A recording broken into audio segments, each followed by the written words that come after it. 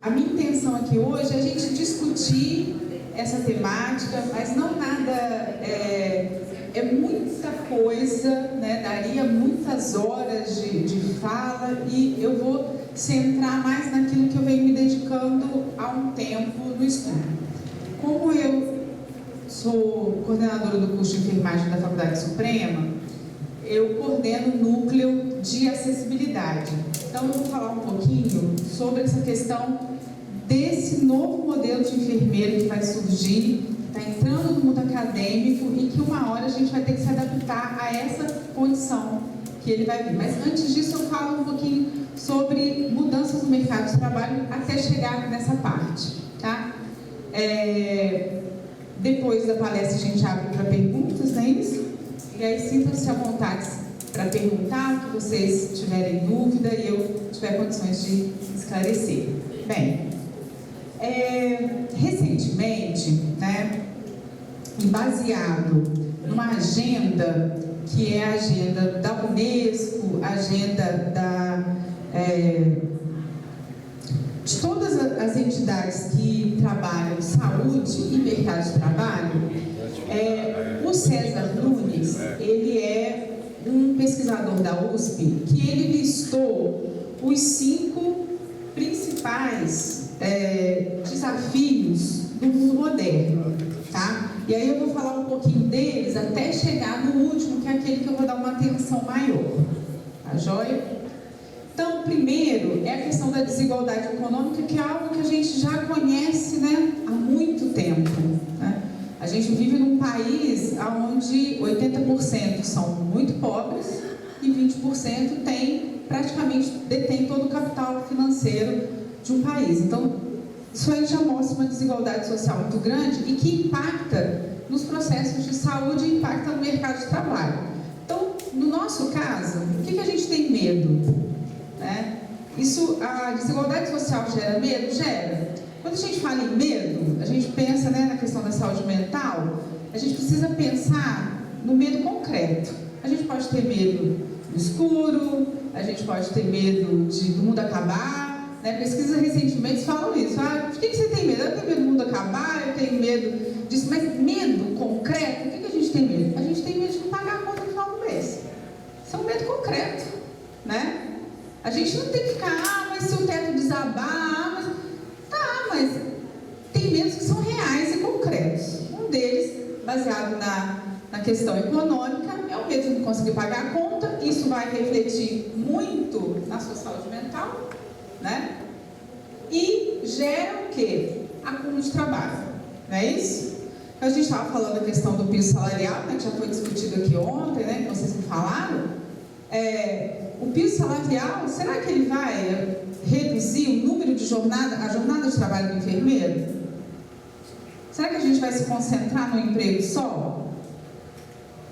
Então, é algo que mesmo você aumentando um pouquinho a renda, né, você vai continuar trabalhando, essa é a minha percepção, é o que eu tenho lido, a gente vai continuar trabalhando 2, 3 empregos por conta desse medo diante de uma desigualdade econômica que a gente vive, né, já há muitos anos e que a gente não tem uma perspectiva concreta de que isso vai se resolver a curto prazo. É a longuíssimo prazo. Mas a gente ainda tem uma esperança. Do nada a gente conseguiu alguma coisa, né? A gente não tinha nada, conseguiu hoje um piso salarial e que em breve, se Deus quiser, vai entrar aí em vigor, tá?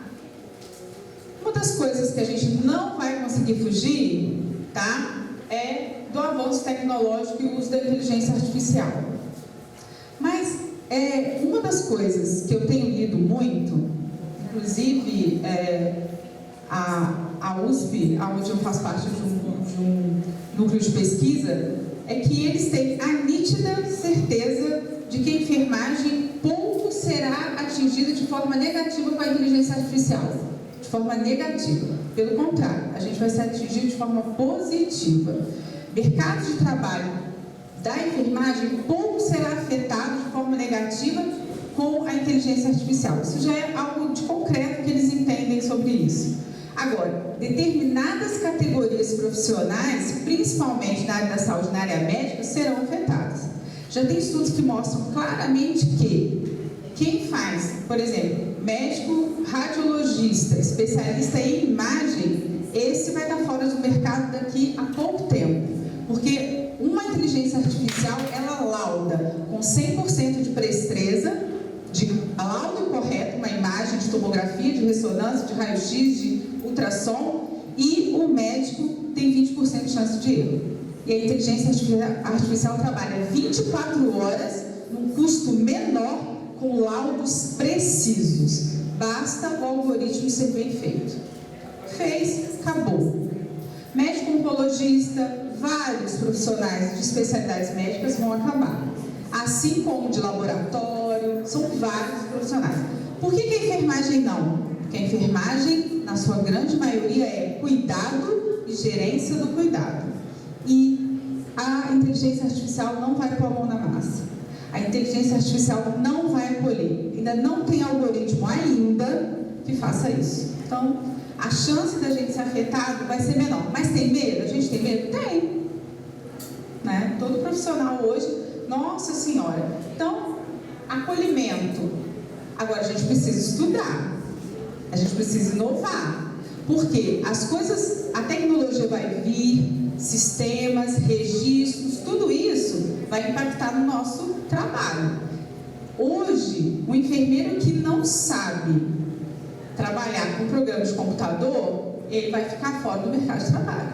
Porque você vai evoluir, você vai prescrever cuidado, você vai gerenciar leito, você vai dar alta, tudo via computador.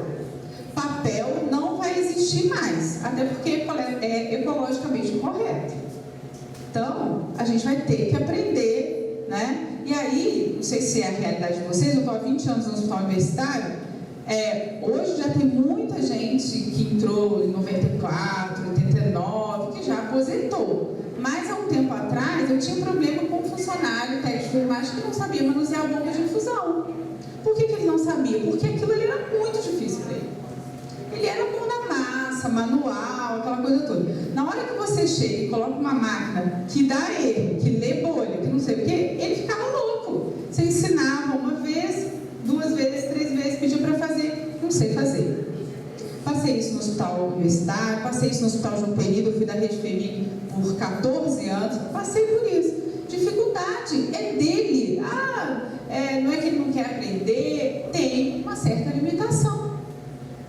Né? A gente tem que entender que as pessoas não aprendem iguais da mesma forma um do outro. Né? Cada um tem a sua capacidade, a sua dificuldade.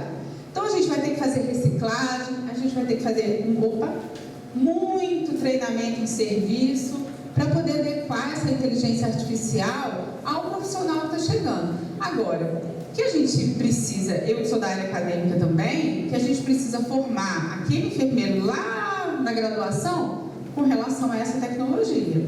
Porque eu não vou jogar o indivíduo no lobo, né?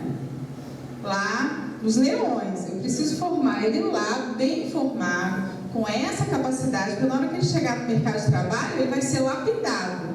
Ele vai se adequar ao programa do mercado de trabalho. Mas ele já precisa ter uma base. Porque senão você joga o sujeito do nada, sem conhecer nenhum programa, sem saber mexer com nada de computador, ele realmente vai ficar perdido. Tá? Recentemente, lá no Hospital Maternidade Terezinha de Jesus, né, a Suprema é o cenário de prática da Suprema, um dos principais cenários, e aí o pai foi para lá, né, pronto atendimento infantil da prefeitura.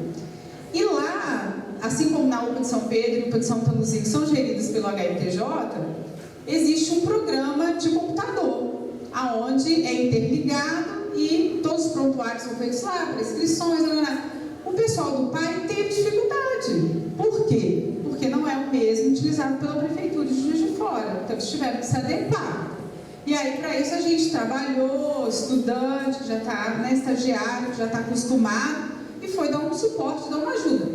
Já tem quase 2, 3 semanas que eles estão lá, já estão conseguindo se adequar melhor. Então, tudo é treinamento em serviço, né? Aos pouquinhos você vai treinando, e aí vai treinando novas tecnologias também, tá? Então, pensar nisso que a gente precisa a todo momento, enfermeiros de educação continuada, enfermeiros de educação permanente, né? Fazer treinamento em serviço para adequar adequar o indivíduo que já está no mercado de trabalho há muito tempo a essas inovações que vão surgir cada vez mais. A gente não vai conseguir fugir disso, tá? A mecanização do nosso trabalho, ela pode vir a acontecer a partir do momento que você vai começar a ter robô para determinadas coisas.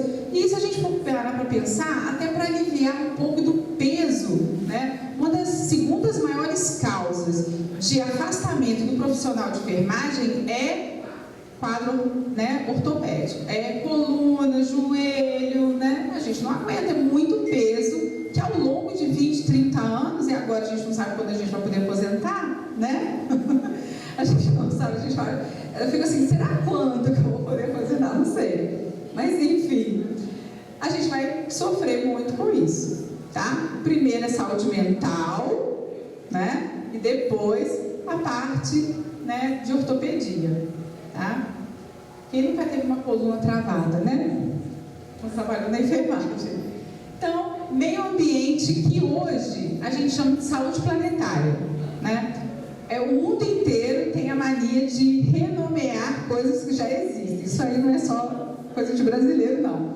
Então, era meio ambiente, hoje a gente trabalha saúde planetária, e assim, até que tem um propósito, né? Porque essa mudança de nomenclatura. O que acontece? Hoje, a gente precisa trabalhar muito que o impacto das alterações do meio ambiente, elas são visíveis. A gente vê no tempo, né? No clima, entre outras coisas. Mas uma das coisas que a gente precisa pensar é que essa poluição toda, essas mudanças climáticas todas, elas impactam na saúde, a gente já sabe disso. Agora, a enfermagem, ela tem uma história de trabalhar prevenção desde a sua formação, há muito tempo. Florence já fazia isso, a gente não está inventando a roda. O que a gente precisa é trabalhar isso de forma mais efetiva. Então, quando a gente fala de saúde planetária, nada mais é do que isso. É trabalhar a prevenção de forma bem efetiva e incentivar, né, e preservar para minimizar o impacto na saúde. Então, o que a medicina descobriu recentemente, entre aspas, tá? E isso é um projeto da Fiocruz, Saúde Planetária, que vem espalhando em todas as faculdades públicas e particulares do Brasil, é incentivar esse grupo de profissionais da saúde, principalmente o médico que não tinha essa característica, tá? Hoje a gente sabe a coisa mais difícil que é você encontrar médico para trabalhar na saúde da família, estratégia de saúde da família, porque ninguém quer ir lá para o cantão do Mato Grosso, né, do Pará e tudo, trabalhar prevenção, prevenção e saúde. Mas só que já está se vendo que esse é o caminho, algo que a gente já descobriu há muito tempo, trabalhar a prevenção. Tá? Então, a saúde planetária tem esse dever aí, a gente precisa resgatar isso, porque eu não sei se vocês percebem isso, mas a grande maioria dos profissionais de enfermagem gostam do meio hospitalar, atenção terciária. A atenção primária, secundária, ela vem, a secundária não tanto, mas a primária, ela obedece, prevenção, ela vem sendo cada vez mais deixada de lado pelo enfermeiro. Ninguém quer fazer grupo de direitos reprodutivos, ninguém quer fazer grupo de hipertensão diabética, ninguém quer fazer grupo de tabagismo, ninguém quer fazer visita domiciliar. Para que eu vou subir morro? Para que eu vou andar no sol? Eu quero ficar dentro do hospital, né? Se possível dentro da UTI, onde o paciente está entubado, não abre a boca, não tem família, ninguém me perturba. Estou mentindo? Não, não estou mentindo. É bem por aí, né? Mas isso é um histórico, gente, de cansaço, sabe? Eu acho que a enfermagem, ela vem, aí vem a desvalorização, eu ganho um pouco, né? Então, quem sabe as coisas vão melhorando e essa visão de trabalho vai melhorando. A estratégia de saúde da família, né? A parte de prevenção, ela... E também a gente não tem que pensar que a gente vai fazer prevenção somente dentro da unidade básica de saúde. A gente pode fazer prevenção, eu falo muito isso com os meus alunos, a gente pode fazer prevenção em qualquer nível de atenção à saúde, primário, secundário, terciário, alta complexidade. Não, isso não é sinônimo de que eu estou lá na alta complexidade, dentro da terapia intensiva, porque eu não vou fazer prevenção, tá? De qualquer coisa, seja prevenção de agravos à saúde, de doenças crônicas, eu posso sim fazer prevenção e mais, eu posso ajudar o paciente no entendimento de mudança de comportamento de vida. Prevenção é isso, eu posso te falar várias coisas, né? Faça atividade física, se alimente melhor, mas o principal é, qual é o meu objetivo final? Mudança de comportamento. Não adianta nada eu falar, o indivíduo está presente no grupo e não ocorrer mudança de comportamento. Tá? Então, se você consegue mudar um comportamento no sujeito, você já ganhou o seu dia. Tá? Que dirá sua vida inteira profissional. Porque é algo muito difícil, né? Mudança de comportamento, e isso é prevenção. Né? Prevenção de agravos, complicações de agravos. E dos impactos que isso vai ter no mundo e na saúde. Tá?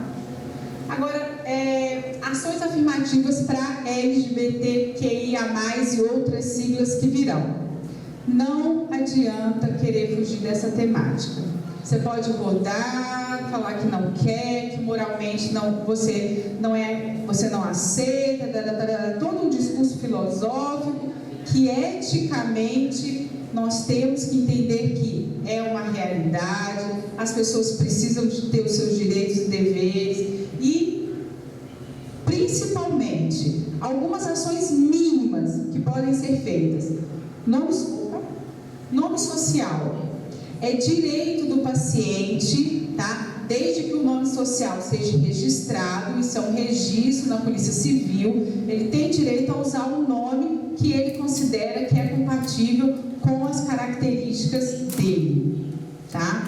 Então aí é uma discussão muito grande, mas no campo da enfermagem eu preciso entender essa condição, tá?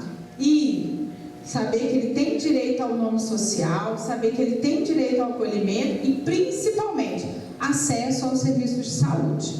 Eu não posso simplesmente negligenciar um atendimento porque eu não aceito aquela condição.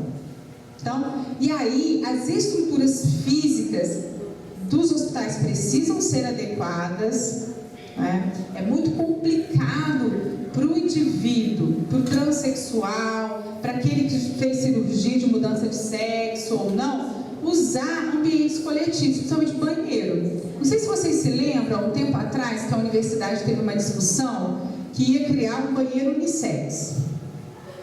Houve uma discussão gigantesca com relação a isso, todo mundo foi criticado, o reitor foi criticado, né? Mas era uma forma de atender a um público que não se sentia parte de nenhum daqueles ambientes.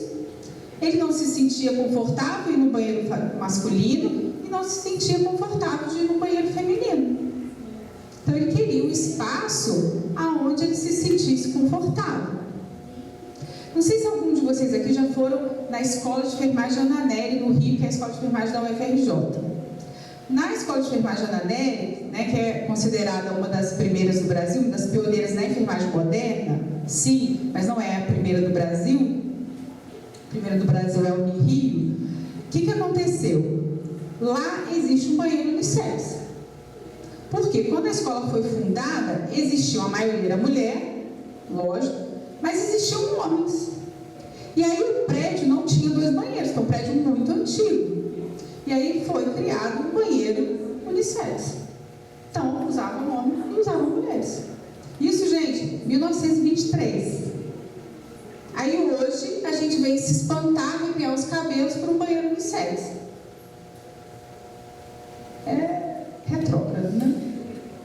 Mas, enfim. Então, a gente tem que entender isso. Agora, é complicado? É. A gente já teve várias situações no hospital universitário. A gente teve uma situação de um homem, um indivíduo, gênero masculino, mas com um nome social feminino. E ele era um transexual e ele manifestou na alta o desejo de internar numa enfermaria feminina, já que o nome dele era feminino. Uma enfermaria de 3 letras, vai ter João, José e Maria, é meio complicado. Ele ia se sentir totalmente excluído ali naquele meio. E aí o que fazer? Qual foi a opção? Né? Colocá-lo na enfermaria feminina e aí reservar, bloquear 2 leitos para que ele pudesse internar e se sentisse confortável. Tá? Com o passar dos dias de internação, acabou que teve que se desbloquear os outros leitos para internar por conta até da regulação de leitos, que é outra situação que não entende isso. Se eu coloco lá que eu bloqueei 2 leitos para internar um indivíduo com o nome social feminino, né, mas que o gênero era masculino, ele não tinha mudança de gênero, tá? A regulação não ia entender. Então acabou de ter que internar. E aí a gente teve um fator complicador, que eram as mulheres, na hora que eu olhava, falavam assim, mas ele é homem. Então é uma situação muito complicada. Os hospitais terão que se adequar a essa condição. Não adianta. É uma realidade que está batendo na porta todo dia. E as pessoas têm uma dificuldade de entendimento, todo mundo tem. Se você me perguntar, fale quais são todos os significados daquelas letras, eu vou falar para você que eu já me perdi. Acontece, não é o nosso dia a dia, mas é algo que a gente vai ter que se adequar, tá? Então, essas questões, elas vão acontecendo com o passar do tempo, isso vai cada vez mais. No âmbito acadêmico também a gente está vivenciando isso, tá? E esses alunos, eles precisam ser acolhidos, eles não podem sofrer bullying, eles não podem sofrer nenhum tipo de preconceito, eles têm o direito a se graduar, a formar e serão excelentes profissionais, como qualquer outro. Não é o gênero que define eles, não é a opção sexual que define eles. É o caráter, é a dedicação, é o profissionalismo que vão definir. Então, a gente precisa pensar nisso também. Mas no campo profissional, será que os enfermeiros e enfermeiras, né, que porventura venham a ter mudança de nome social, venham a fazer mudança de sexo, será que eles serão bem acolhidos no mercado de trabalho? Então, é algo para Corém, sindicatos, se atentar para esse tipo de situação, que isso vai chegar em algum momento, né? Então a gente precisa pensar nisso, que suporte que essas pessoas estão tendo no mercado de trabalho, quando eles se veem nessas condições de exclusão, de não serem admitidos numa entrevista de emprego, porque eles têm nome social, porque eles fizeram mudança de sexo, e por aí vai, tá? Então são situações que a gente precisa muito. Quem nunca entrou numa loja de shopping, de galeria, né? Juiz de Fora tem costume de galerias, que você foi atendido por um sujeito que em algum momento você pensou assim, será que é homem ou será que é mulher? Faz diferença? Acho que o que faz diferença é se ele te atendeu bem, se você foi atendido nas suas necessidades. Essa é a diferença, tá? Agora, eu vou falar algo que eu venho me dedicando ao estudo. Eu falo que eu sou uma neurocientista aprendiz, né? Porque a gente está caminhando no núcleo ainda, é uma proposta de pós-doutorado. Então, é algo que a gente, quando a gente faz pós-doutorado, você faz mais tranquilo, assim, é uma pesquisa nossa. Eu costumo dizer que mestrado a gente faz a pesquisa que o orientador quer, doutorado você faz a pesquisa que o orientador quer, né? Trabalho de conclusão de curso é assim, mas pós-doutorado você faz aquilo que realmente você tem vontade. Então você vai pesquisando uma coisa ali, vai pesquisando outra coisa ali, vai participando de um grupo aqui, de um grupo ali, e aí chega num momento que você vai naquela pesquisa que realmente você quer, tá? Então, neurodiversidade. Alguém aqui conhece uma pessoa que tem algum déficit intelectual, cognitivo, alguém que se enquadra no transtorno espectro autista? Conhece, trabalha, é um parente, né? Qual é a incidência hoje? É de 1 para cada 44 pessoas dentro do transtorno. Em 2025 a perspectiva é de 1 para 40, e em 2050, que está logo ali, é de 1 para 30. Então, se a gente for pensar, isso dentro do transtorno espectro autista, tá, gente? A gente tem que entender que o transtorno espectro autista não é uma doença, tá? É um conjunto de características que você vai se enquadrar numa ou outra. Você tem graus leves, moderados a graves. Desde aquele que é oralizado, que tem o intelecto preservado, aquele que tem o intelecto prejudicado, que não é oralizado, que tem alguma dificuldade de socialização, aquele que tem um grau moderado de dependência do outro e aquele que tem um grau total de dependência. Na minha família, por exemplo, diagnosticado, eu tenho 2 primos, uma prima que tem um grau moderado, ela é oralizada parcialmente, tem dificuldade de socialização, mas está na escola, está com desenvolvimento cognitivo caminhando, tá? É menor do que a idade dela? Sim, mas já evoluiu muito. Eu tenho um terceiro, essa é filha de uma assistente social, o outro é filho de uma enfermeira, minha prima. E ele tem um grau gravíssimo, 22 anos, usa fralda, não é oralizado, não frequenta a escola, por toda uma dificuldade de adaptação mesmo, tá? Então, aonde que eu quero chegar nisso? Com essa perspectiva de crescimento populacional de incidência, nós teremos enfermeiros, e já temos, enfermeiros cada vez mais com transtorno de espectro autista, seja dele, né, os graus, normalmente, que a gente imagina, né, dentro das pesquisas, com um grau leve, tá? E teremos enfermeiros com filhos nessa condição, já temos muitos, e que às vezes precisam de uma assistência enorme, porque não é fácil ser mãe de neuroatípico. Não é fácil ser mãe de alguém que tem uma dependência maior, seja qual o grau for. Então a gente precisa pensar nisso, se o mercado de trabalho está aberto a receber esse enfermeiro, se ele está receptivo às necessidades desse pai, dessa mãe de um neuroatípico, tá? Que o neuroatípico enquadra quem está no transtorno espectro autista, quem tem déficit intelectual, quem tem déficit cognitivo, quem tem déficit intelectual e cognitivo. Você pode ter os dois, tá? Então, por conta disso, a gente precisa pensar muito, e está batendo na nossa porta. Se você pensar numa sala, né, numa escola com 200 estudantes, você vai ter 4 ou mais neuroatípicos. Então, mas é pouco? Não é pouco. Não é. Então, a gente precisa pensar nisso, tá?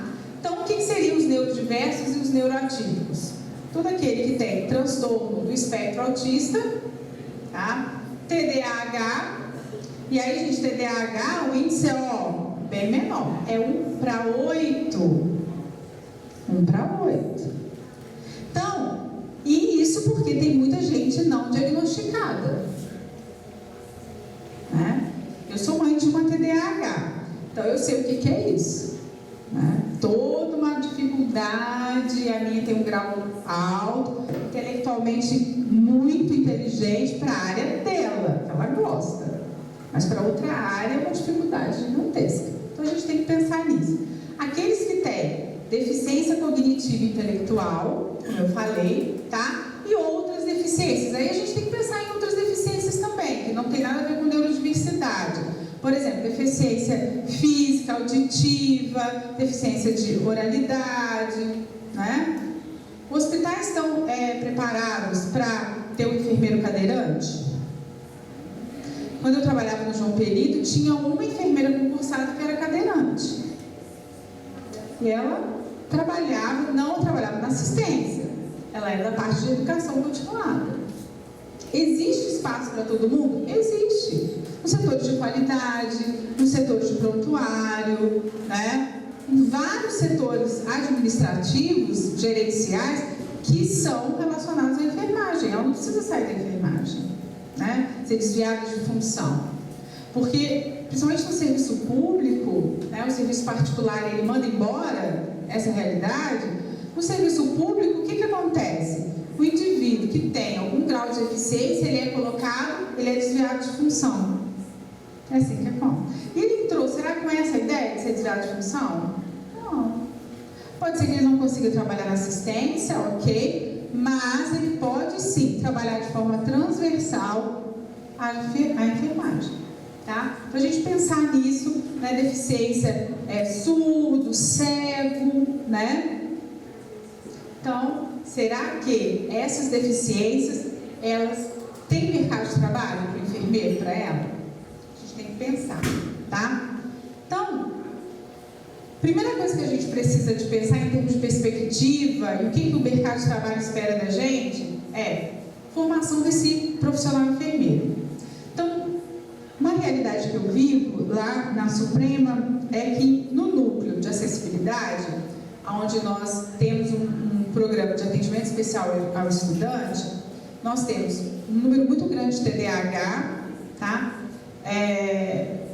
Que demanda toda uma estratégia de trabalho educacional para atendê-los, né? Uns têm 1 hora a mais de prova, outros têm 2 horas, alguns têm que fazer algumas atividades online para conseguir aprender e desenvolver o conhecimento.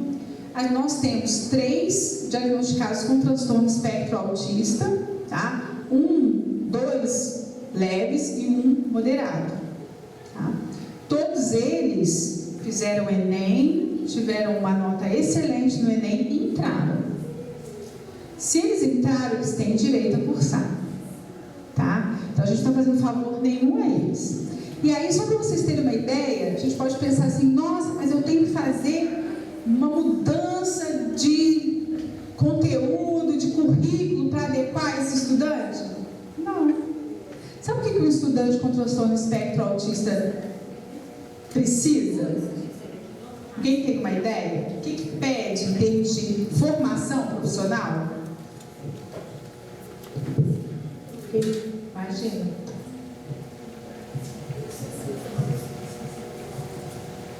Tem muito menos exigência, custeio do que um cadeirante. O cadeirante tem que mudar a estrutura física da faculdade quase que toda para poder atender o cadeirante, o que é direito dele, não estou fazendo favor nenhum. Agora, o transtorno espectro autista, eu preciso reduzir o som do sinal entre uma aula e outra, porque o barulho incomoda ele. Eu preciso de acolher, ter um serviço de acolhimento. Se em algum momento eu preciso de orientar e treinar os professores para atendê-lo, porque ele não consegue ficar muito tempo sentado em sala de aula, ele precisa sair.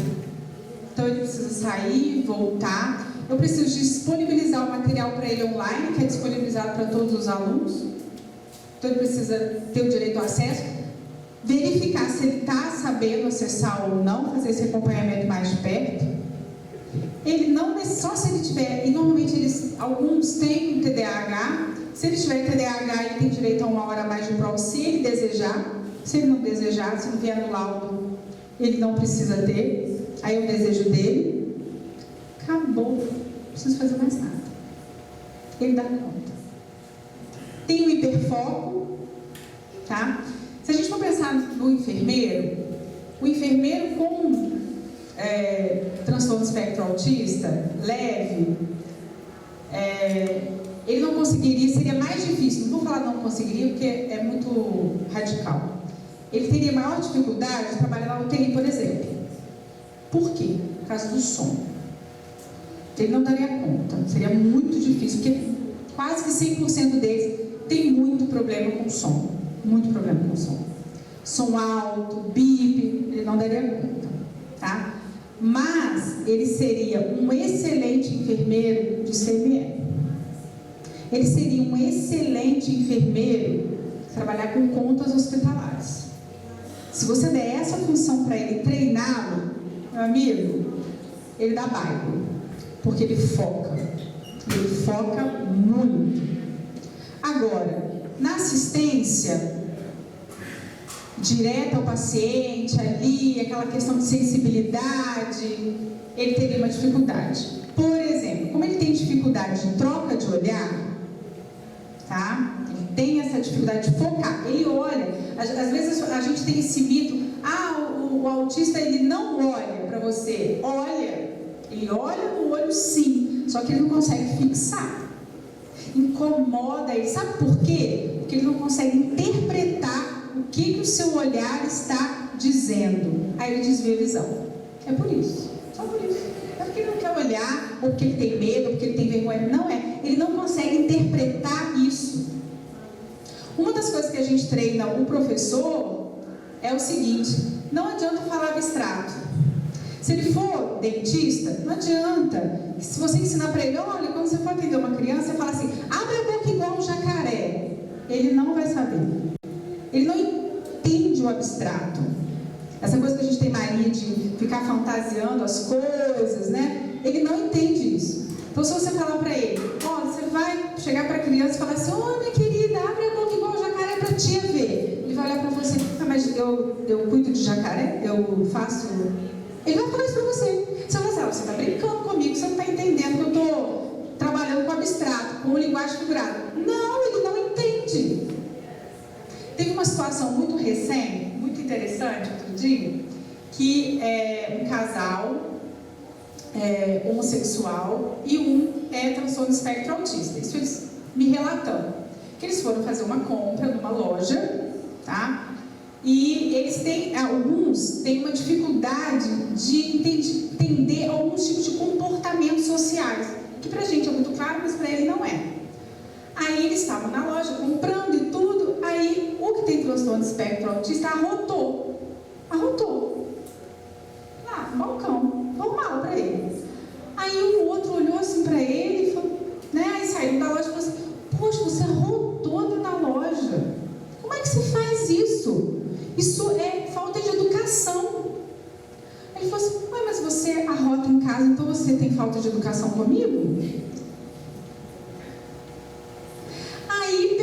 Aí o outro pensou, poxa, eu nunca expliquei para ele que algumas coisas a gente faz no convívio familiar e outras socialmente não são bem aceitas, né? E até uma questão cultural, a gente sabe que em outras culturas, se você não arrotar depois que come, você não gostou da comida. A cultura árabe, tem alguns países árabes que tem é cultural, mas no Brasil não. E aí eles, então você vê, são certas adaptações, coisas pequenas, né, que precisa ser trabalhado. O indivíduo com transtorno espectro autista, no atender o paciente, se o paciente falar em linguagem figurada, ele não vai entender. Ele vai ter uma dificuldade, né? Se o paciente falar assim, estou tendo uma dor no estômago, igual se eu tivesse recebido um chute na boca do estômago. Falar boca do estômago, ele diz, mas o que é boca do estômago? Anatomicamente não existe boca no estômago. Então, são situações que precisam ser adaptadas na formação desse profissional, seja ele da área da saúde ou de qualquer outra área, tá? Então, é algo que não é só específico da enfermagem, é de todas as profissões, mas a gente falando do enfermeiro, a gente precisa entender que esse profissional, o professor precisa ser treinado para esse tipo de aluno. E ele está chegando cada vez mais, tá? O mercado de trabalho para enfermeiros neuroatípicos está preparado? O que vocês acham? Não. Imagina que eu contrato um enfermeiro, tá? E ele, por diversos motivos, não relata que ele é neuroatípico. E aí eu coloco ele para trabalhar num local hiper barulhento. Ele vai sair correndo. Ele não vai aguentar ficar ali. Então, no processo de admissão, a gente tem que entender que enfermeiro é esse. Tá? E se ele apresentar essa condição, será que ele não é neuroatípico? E eu preciso acolher, em vez de falar assim, é maluco, correu do trabalho. Tá vendo? O enfermeiro não gosta de trabalhar. Então, pensar nesse sentido, tá? O cuidado do paciente neurodiverso, neuroatípico, são duas nomenclaturas que podem ser usadas. Será que a gente está preparado para cuidar de pacientes com transtorno espectro autista? Para entender que eles têm determinadas situações que são desenvolvidas dentro de casa. Eu tive um paciente, 18 anos, um menino enorme, com a mãe, tem direito a ficar com a mãe, né? Transtorno espectro autista, um grau bem grave, mas ele tinha um pouco de oralidade, mesmo tendo algumas necessidades. Ele foi classificado como um grau grave, mas a gente entende que ele era um moderado, porque ele tinha oralidade. E aí, ele, na agitação, o que a família fez? Deixava, quando ele estava muito agitado, para não medicá-lo excessivamente, dava a revista pornográfica e ele se masturbava. Isso em casa. Quando ele internou, numa enfermaria coletiva, masculina, lógico, ele queria fazer a mesma coisa. E aí? O que você faz nessa situação? Agitado? Contém um paciente desse? Não. Você precisa interpretar a situação e ajudar aquela mãe, porque aquela mãe estava assim: o que eu faço? Eu dou a revista e ela com a revista dentro da bolsa. Eu dou a revista para ele? Não dou? O que eu faço? Medica, ceda ele. O ambiente não está preparado para esse tipo de paciente. Então a gente precisa, foi um impasse enorme. Qual foi a nossa saída? Leva ele para o banheiro e deixa ele se acalmar. Era a única coisa que a gente podia fazer. Numa enfermaria onde você tem idosos acompanhados pelas suas esposas, como é que eu coloco um menino de 18 anos se masturbando com uma revista de mulher pelada? Não sei nem onde que ela arrumou isso, nem sei se vende isso mais. Deve ser pela internet, né? Então, são situações muito complicadas e que a gente não está preparado para isso, né? Não está, o ambiente não está estruturado para isso. Vai colocar ele no isolamento? Isolamento de quê? Num quarto privativo, sozinho? Os hospitais hoje têm condições de fazer isso? As enfermarias são todas coletivas. A regulação vai entender? Não vai entender. Então a gente precisa muito pensar nisso. Então a gente vai desde a formação, ao mercado de trabalho e ao nosso paciente. Vai passar por todos eles. Tá? Isso aí não adianta. A gente não tem como fugir. Alguém conhece esse crachá ou só o cordão? Cordão do girassol. Já é uma lei aprovada em Juiz de Fora, em Belo Horizonte. Grandes cidades, todas já têm uma lei municipal, porque isso não demanda lei federal e nem lei estadual. É uma lei municipal, tá? Que é o cordão de girassol. O que o cordão de girassol mostra? Que o indivíduo é neurodiverso e ele tem direito à prioridade no atendimento. Sabe por que isso foi feito? Se você pegar um indivíduo com transtorno espectro autista, que não consegue ficar muito tempo numa fila, ele tem alguma característica que você olha e fala: não, ele é neurodiverso? Nenhum. E aí tá lá na fila de prioridade, tá ele lá, paradinho.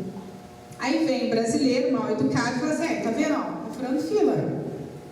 O que ele tá fazendo na fila? Ele não é cadeirante, ele não é gestante, não é lactante, não é idoso. O que ele tá fazendo na fila? Ele tem direito, porque ele é neurodiverso, tá? Então, não precisa ter o crachá, não é obrigatório. O que ele pode é usar o cordão de girassol, que é esse aqui, tem vários modelos na internet, tá? Que o indivíduo coloca, isso já é identificado que ele é neurodiverso e que ele tem direito à prioridade, tá? Isso já é uma lei, Juiz de Fora já tem essa lei, se não me engano, 2021 ou 19, posso estar, porque Belo Horizonte foi mais ou menos numa época assim também. Aí eu não me lembro qual foi o primeiro. Belo Horizonte eu acho que foi o primeiro, Juiz de Fora foi depois. Então, gente, ó, isso aqui é uma realidade. Então, quando vocês virem alguém com cordão de girassol, tá? Já saibam que é um neurodiverso e que ele tem direito à prioridade no atendimento. Assim como transtorno espectro autista também tem. Alguns cordões de girassol vem no verso o símbolo do autismo.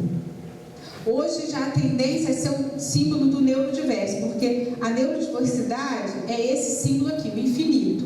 Por quê? O espectro autista, ele é muito grande, o leque. Então, o símbolo do infinito colorido mostra que ele tem alguma neurodiversidade, ele é neuroatípico, e aí ele precisa de atendimento prioritário. Tá? Pela exposição ao som, há muito tempo na mesma posição, toda uma condição que incomoda muito ele e ele acaba, né, desistindo do atendimento ou entre outras coisas. Tá? Então, esse é algo que a gente precisa ficar atento. Então é isso, eu termino a minha fala, agradeço, espero ter contribuído um pouquinho, elucidado algumas coisas e fico aberta para quem quiser fazer alguma pergunta.